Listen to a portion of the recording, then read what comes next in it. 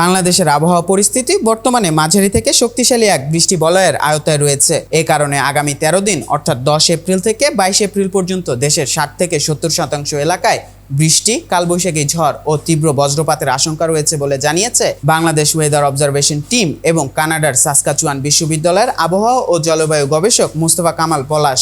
বিডব্লিউটি জানিয়েছে এটি চলতি বছরের দ্বিতীয় ক্রান্তীয় বৃষ্টি বলয়, যা দেশের উত্তরবঙ্গ, রংপুর বিভাগ ও কক্সবাজার দিয়ে প্রবেশ করে 22 এপ্রিল সিলেট হয়ে দেশ ছাড়তে পারে। এ সময় দেশের বিভিন্ন অঞ্চলে স্বল্পস্থায়ী কিন্তু তীব্র ধরনের কালবৈশাখী ঝড়, বজ্রপাত ও শিলাবৃষ্টির সম্ভাবনা রয়েছে।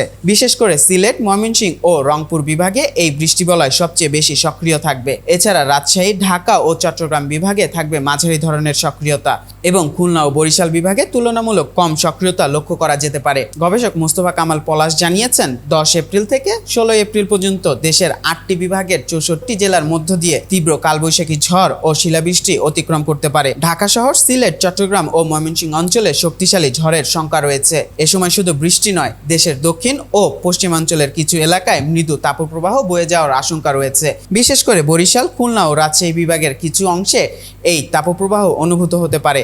বৃষ্টির পাশাপাশি এই উষ্ণতা জনজীবনে বাড়তি দুর্ভোগ সৃষ্টি করতে পারে। এছাড়া উত্তর বঙ্গোপসাগর কিছুটা উত্তাল থাকতে পারে, যার প্রভাব উপকূলীয় এলাকার আবহাওয়ার উপরও পড়তে পারে। এ সময় বৃষ্টিপাতের সম্ভাব্য পরিমাণ হতে পারে সিলেট বিভাগ 90 থেকে 130 মিলিমিটার, ময়মনসিংহ বিভাগ 50 থেকে 70 মিলিমিটার, ঢাকা বিভাগে 50 থেকে 70 মিলিমিটার, রংপুর বিভাগে 60 থেকে 90 মিলিমিটার, রাজশাহী বিভাগ 30 থেকে 45 মিলিমিটার, খুলনা বিভাগে 20 থেকে 30 মিলিমিটার, বরিশাল বিভাগে হতে পারে 20 থেকে 35 মিলিমিটার, চট্টগ্রাম বিভাগে 15 থেকে 50 মিলিমিটার। এদিকে দেশের হাওর অঞ্চলে ইতিমধ্যে বোরো ধান কাটা শুরু হয়েছে।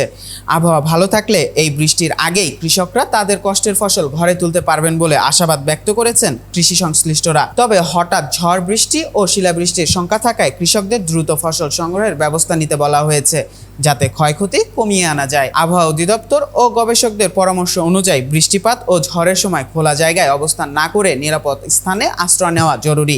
বিশেষ করে মাঠে কাজ করা কৃষকদের সচেতন থাকতে বলা হয়েছে। একই সঙ্গে স্থানীয় প্রশাসন ও দুর্যোগ ব্যবস্থাপনা সংস্থাগুলোকেও প্রস্তুত থাকতে আহ্বান জানানো হয়েছে।